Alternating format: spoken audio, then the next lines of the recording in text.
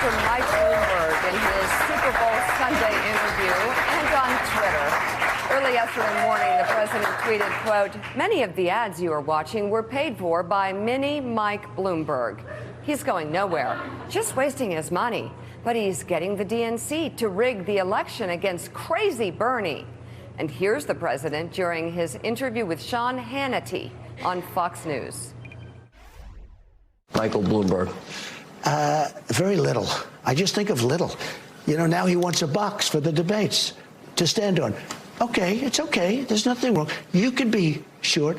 Why should he get a box to stand on, okay? He wants a box for the debates. Why should he be entitled to that? Really? Then does that mean everyone else gets a box? I guess if they want one, I will have to negotiate well, the other thing, boxes. It's very interesting. Cory Booker and all these people couldn't get any of the things that Bloomberg's getting now. I think it's very unfair for the Democrats, but I would love to run against Bloomberg. I would love it.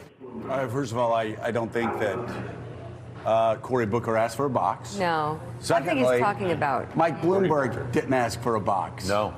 But I he did. just threw himself completely into. How many times did he say box there? Like 47, 48? Yeah, he dreamed that one up. Who knows when? And Just decided I'm going to ride this one out. And put it out in the Started on Super us. Bowl. Spit it out. Yeah. What's wrong? Bloomberg's campaign released a statement saying, quote, "The president is lying. He's a pathological liar who lies about everything. His fake hair, his obesity, Oh, my. and his spray on tan." Well, that's one way to respond. Here's a response from the candidate himself. The president lies. He lies about everything, so it shouldn't be a surprise that he said things like that. I will stand on my accomplishments of what I've done to bring this country together and get things done. I've been doing it for a long time. I stand twice as tall as he does on the stage that matters. And this is what happens when somebody like me rises in the polls. All of a sudden, the other candidates get scared, and I think Donald Trump knows that I can beat him. You know, Jonathan Lemire, I've always marveled how the rich get so much richer by getting things for free. Mike Bloomberg, free rent space in Donald Trump's head. He is. Oh, my. There's a lot, too. He has completely gotten into Donald Trump's head. Yeah. And it's just throwing him off. Yeah, we've been writing about this. The president's been telling people around him, and the campaign too, that they're still, you know, though Bloomberg is rising in the polls, the Trump folks don't really think he's a threat yet, but they don't know what to make of the money situation, where this is the Bloomberg has resources which we've never seen before if he chooses to pour them into the campaign, and the Trump team and the president himself are nervous about that. And How maddening does it have to be to Donald Trump and everybody who's been bragging about all the money that they're going to raise, that no matter how much money they raise, Michael Bloomberg can write a check, and it's a rounding error for him. Won't even feel it. He won't feel it. Yeah. Oh, you raised $1 billion. That's cute. I'm going to write a $2 billion check and not miss it. Right. It's not just about the campaign resources, but it's also just it's an ego thing where Bloomberg is richer than Trump by a factor of 60 or so. I'd say 100. Yeah, or 200. perhaps so. And I think that has long driven Trump sort of mad. And also, the Bloomberg sort of had entree into this sort of New York society that always rejected Trump, who sort of always viewed him as this outer borough real estate developer who got his dad's money, while Bloomberg is sort of a self-made man, you know, who eventually became wildly rich and then mayor. And also connecting Bloomberg to our previous conversation about Joe Biden. I mean, there's a limit to what crowd size can tell you in any race, but it means something in Iowa. And you know, Bernie Sanders is drawing big crowds. Pete Buttigieg is drawing big crowds. I was at the Elizabeth Warren event yesterday who had a big crowd. Joe Biden is not drawing big crowds. Now, there are other measures. Doesn't mean his supporters aren't going to show up tonight, but the crowds have been small and not that energetic. And the Bloomberg team, they think this is their window. That if in the scenario we walked through earlier, if Biden were to sort of finish fourth here, fare poorly in New Hampshire, maybe win South Carolina, but do it in a wounded fashion, the Bloomberg folks are making their push for Super Tuesday, which comes just 2 days after South Carolina, where perhaps Biden has had trouble raising money to get there if he really struggles in Iowa and New Hampshire. The Bloomberg folks see that as their opportunity for that middle lane in the party. And Willie, the Democratic establishment, I think the political term you would use is freaking out right now over the rise of Bernie Sanders. Sure.